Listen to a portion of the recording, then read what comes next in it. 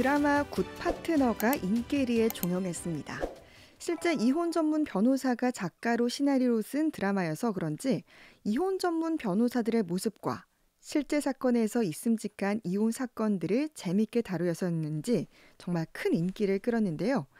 저희 곁에 또 한 분의 이혼 전문 변호사가 계십니다. 네, 김사라 변호사와 오늘 굿파트너에 나온 이혼 소송, 또 이혼 변호사에 관한 얘기 나눠보겠습니다.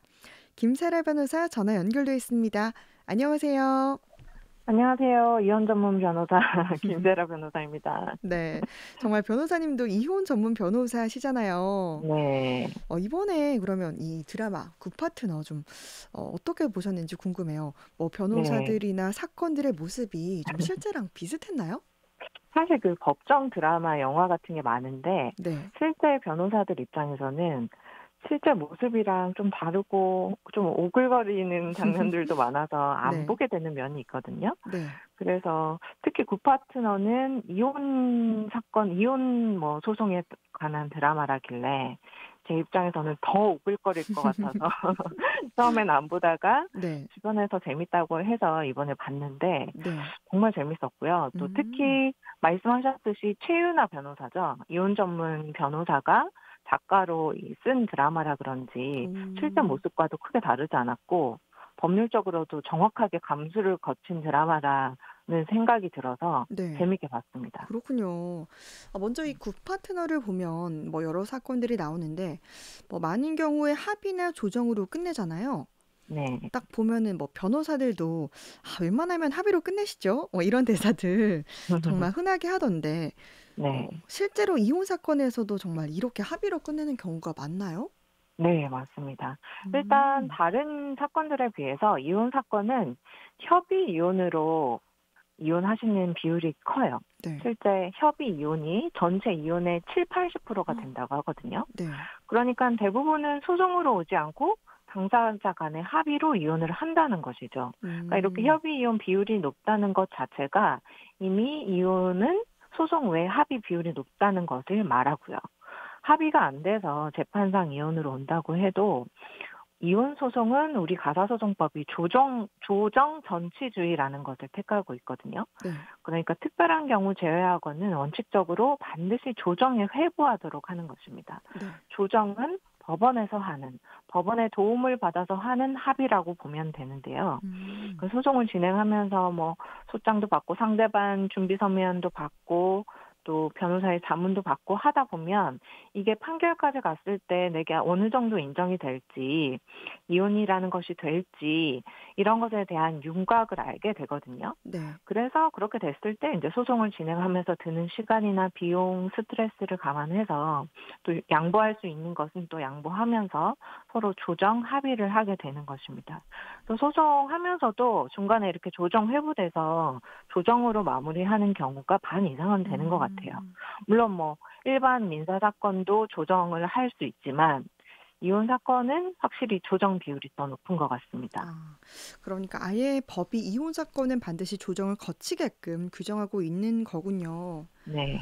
이 굿파트너의 변호사들처럼 뭐 이혼 사건에 대해서 잘 알고 또 의뢰인의 입장을 잘 대변해주는 변호사를 만나는 거, 이것도 참 중요할 것 같아요. 네, 이혼 소송은 특히 중요한 것 같아요. 특히 이혼 사건 조정을 하다 보면 네, 제가 정말 이거는 변호사 업무의 종합 예술이다. 이런 생각까지 하거든요. 네, 왜냐하면 먼저 지식이 있어야 돼요. 지식과 음, 경험이 있어야 되는 게 이 재판부가 어떤 걸 중요시하는지 그런 성향이라든지 그다음에 이혼 소송 법리 경험을 통해서 어느 정도 결과를 예측할 수 있어야 하고요. 네, 그래야지 우리 의뢰인한테 너무 손해되지 않게 조정할 수가 있잖아요. 네, 그리고 그런 지식과 경험이 있은 후에 의뢰인의 이야기를 잘 들어주면서 잘 설득을 시켜야 돼요. 그런 음, 기술도 필요하거든요. 네, 그래서 가끔 제 경험을 보면은 뭐 이게 아무래도 가족 관계가 얽힌 게 이혼 사건이다 보니까 네, 저희 의뢰인이 그냥 다 주고 이혼하겠다. 판결로 나올 것보다 훨씬 많이 주고 조정하겠다. 이렇게 하시는 경우도 있거든요. 음, 그래서 뭐 그렇게 하시겠다고 하니까 이제 상대방한테 그렇게 합의를 하겠다. 우리가 양보하겠다라고 하는데도 상대방 변호사가 그게 자기들한테 이익되는 건지 잘 몰라서 네, 이렇게 조정이 안 되는 경우도 가끔씩 있거든요. 음. 그런 경우는 참 안타깝죠. 그러니까 그 사람은 좋은 결과를 얻어낼 기회도 있고 또 네. 소송도 계속 진행하면서 시간이나 정신적 소모도 겪어야 하기 때문입니다. 음.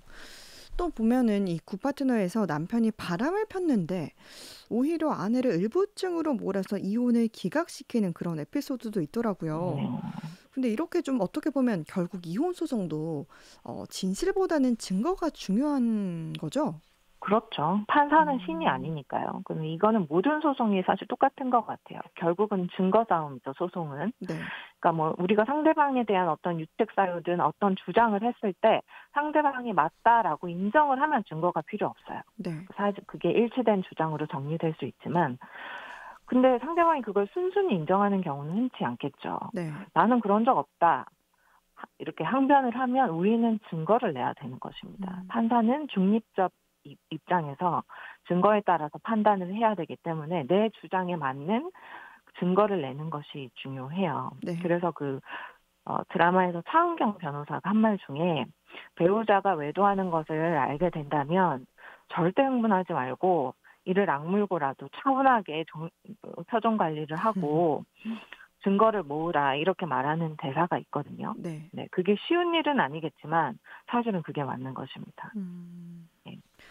이혼 전문 변호사님들이 그러면 이 증거가 중요하니까 혹시 네. 증거를 찾아내 주시기도 하는지 궁금해요. 뭐 한유리 변호사는 이 데이팅 앱에 가입하고 네, 파파라치처럼 따라다니면서 의뢰인의 결백을 주장하고 뭐 그런 장면이 나오긴 하더라고요. 그렇죠. 네. 그게 참 현실과 다른 부분이었어요. 안 그래도 얼마 전에 전화로 상담하신 분이 본인이 뭐 회사에서 부당한 대우를 받고 있고 그 원인이 아마 회사 요런 문제 같다라고 하면서 네. 그 문제를 변호사님 찾아내 주시는 거 아닌가요? 이렇게 하시더라고요. 네. 근데 안타깝게도 그렇진 않습니다. 음. 변호사는 수사기관이 아니고 요즘에는 개인정보 보호도 워낙 이제 네. 엄격하기 때문에 재판 시작되기 전에는 그런 식으로 증거를 수집하거나 취합해 드리진 않고 네. 이렇게 요럴 때는 요런 증거가 좋다. 증거를 요렇게 수집하시면 된다. 조언을 드릴 수는 있겠지만 찾아다니면서 이렇게 증거를 수집해 드리진 않고요. 그래서 이제 이런 것이 증거가 되고 요런 사건에선 요런 증거를 많이들 낸다라고 알려드리면 네. 증거를 획득해서 정리해서 갖고 오셔야 하고 그러면 이제 변호사가 잘 정리해서 서면화해서 음. 내드리는 것이죠. 네. 그렇게 이제 모은 증거들을 이제 잘 내는 것도 변호사가 해야 하는 일이죠. 그럼요. 그 음. 서면 잘 쓰고 주장 잘하는 것도 중요한데 네. 증거를 잘 내는 것도 중요하고 변호사의 음. 실력이라고 볼 수 있어요. 네. 왜냐하면 증거라고 그냥 막 내면 그게 법 위반이 될 수도 있고 범죄가 될 수도 있거든요. 음. 예를 들면은 네. 이제 상대방의 부정행위를 입증하기 위해서 그 상간자와 배우자의 외도 장면, 부정행위 하는 장면을 동영상이나 사진으로 찍는 경우가 있잖아요. 근데 네. 그거를 그냥 막 내면 안 되는 것입니다. 네. 음. 그러니까 신체의 특정 부위를 모자이크 처리 없이 법원에 증거로 내는 것만 해도 네. 성폭력 특별처벌법에 따라서 동영상이나 사진 등 유포죄가 성립할 음. 수가 있습니다. 네. 예. 그래서 실제로 저희도 이제 상대방이 그런 식으로 이제 동영상을 신체 특정 부위가 다 나와 있는 동영상을 그냥 증거로 낸 것이죠. 네. 그래서 물론 그 소송에서는 저희가 이제 위자료를 이제 부담하게 나왔지만 별도로 저희 의뢰인이 그 성특법 위반에 대해서 고소를 했고요. 네. 그래서 결국은 상대방은 징역형 처벌을 받은 적도 있거든요. 그러니까 음. 그 경우에는 그때 상대방이 변호사가 있었는데도 증거를 낼 때 이게 범죄가 될 수 있는지 어떻게 내야 되는지 검토를 하지 않았던 것이죠. 네. 그래서 이렇게 주장이나 증거를 법원에 내는 것도 변호사의 음. 전문성이 필요한 부분이기 때문에 꼭 그 이혼 전문 변호사의 도움을 받으시는 것이 좋습니다. 그러네요. 그리고 이제 또 이혼을 하지 않으면 재산 분할을 받지 못한다는 거. 이 부분도 좀 인상적이면서 한편으로는 좀 부당하다는 생각이 들기도 했는데 네. 배우자가 바람을 펴도 재산 명의를 나눠 놓고 싶으면 이혼을 해야 한다라는 거죠. 그렇죠. 이게 바로 한유리 변호사의 어머니 이야기잖아요. 네. 한유리 변호사는 그 고등학교 때 아빠의 외도로 부모님이 이혼하고 어머니와 단둘이 살아온 아픔이 있는데 그 이유가 아빠가 외도를 한 것이었고 네. 근데 그때 이제 엄마는 이혼을 원치 않았던 것이죠. 딸의 음. 장래 때문에. 네. 근데 당시에 이제 부부의 모든 재산이 한유리 변호사의 아빠 명의로 되어 있었던 것이죠. 음. 그러면 인제 이거를 아빠가 막 처분할 수도 있고 상간녀가 어떻게 할 수도 있잖아요. 네. 그래서 인제 대비를 해야 되는데 그래서 인제 이거를 이제 '명의를 되돌려 놔야겠다.' 한유리 변호사 어머니가 생각을 하는데 네. 그러려면은 외도한 남편과 이혼을 해야 되는 거예요. 음. 이혼을 해야 재산 분할을 받을 수 있고 네. 이혼 전에 부부 재산은 남편 명의로 돼 있을 경우에는 남편 동의 없이 어떻게 할 수 없기 때문입니다. 네. 그래서 이 재산 부분 때문에 눈물을 흘리며 이혼 합의에 서명하는 장면이 나오거든요. 네네. 실제로도 맞고요. 우리 법상 아직은 이혼 전 재산 분할 청구 제도는 없습니다. 음. 그래서 상대방에게 유책 사유가 있어도 어 상대방의 유책 사유가 있다면 이혼을 하지 않더라도 재산 명의 변경을 좀 해줄 수 있는 이혼 전 음. 재산 분할 제도도 필요한 게 아닌가 생각이 들긴 해요. 네. 그래서 그 평생 가족 수발만 들며 살다가 이제 자기 인생을 네. 살기 위해서 황혼 이혼을 하기 위해 온 60대 여성. 그분이 이제 남편 쪽에 귀책 사유가 없어서 좀 힘들어하는데 네. 결국은 이혼은 없이 재산 명의를 나누는 걸로 합의하는 장면이 있었던 거네요. 그렇죠. 그 부분도 남편이 합의를 음. 었기 때문에 네. 이혼 없이 인제 재산을 나눠 가졌던 것이거든요. 음. 특히 이 여성은 이제 황혼 이혼하고 싶은데 네. 남편한테 중대한 귀책 사유가 없었어요, 이혼이 될 그러니까요. 만한.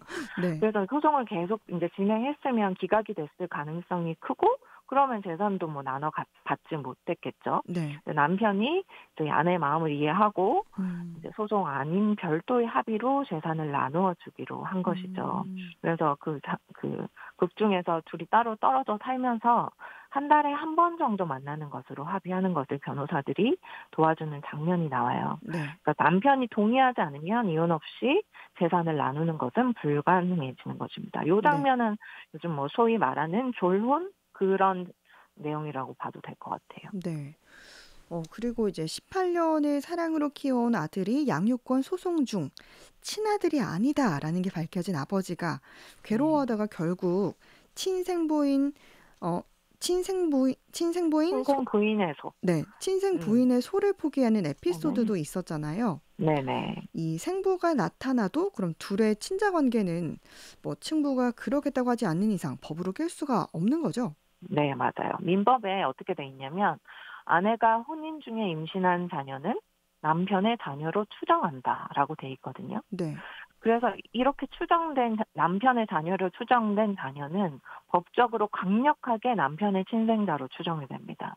얼마나 강력하냐면 그 드라마 이야기처럼 생부가 나중에 나타나도요. 네. 유전자로 확실한 생부가 나타나도 법적인 아빠, 그러니까 남편 쪽에서 친생 부인이라는 소를 제기하지 않는 이상은 네. 생부는 그 아이를 자기 자녀로 인지할 수 없고 아무것도 할 수가 없습니다. 음. 남이랑 똑같이 살아야 되는 겁니다. 네. 그리고 신부 입장에서도 마찬가지예요. 자기 씨가 아닌 그 아이와의 부자 관계를 법적으로 끊고 싶다면 반드시 그 사실을 알게 된 때로부터 2년 내에 친생 부인의 소라는 소송을 제기해야 됩니다. 망설이다 알게 됐는데 키운정 때문에 망설이다가 2년이 지나 버렸다? 그러면은 이제 그 친생을 깰 수가 없는 거예요. 자기 네. 자녀로 데리고 살고 상속도 해줘야 되는 겁니다. 또 왜 이렇게 강력한 친자 추정을 인정하느냐 하면 이것이 바로 그 파트너의 그 사례가 이유거든요. 네. 그러니까 오랫동안 친자로 인정하고 키워온 그 정성, 그 가족 관계의 유지성을 함부로 깨트리지 못하게 한 거거든요. 그렇지 않으면 자녀도 매우 불안정한 지위에 놓이게 돼요. 네. 그러니까 그 사례에서도 그 굿파트너 그 에피소드에서도 그 아버지가 결정권도 없이 생부에게 자녀를 뺏기게 된다면 정말 억울한 일이 되잖아요. 네. 그래서 법은 어느 정도 키운 정과 음. 정성을 유지하려고 하고 있다고 보면 되겠습니다. 그렇군요. 오늘은 이 드라마를 통해 본 이혼 소송 관련 법률 살펴봤습니다. 김사라 변호사와 함께했습니다. 고맙습니다. 감사합니다.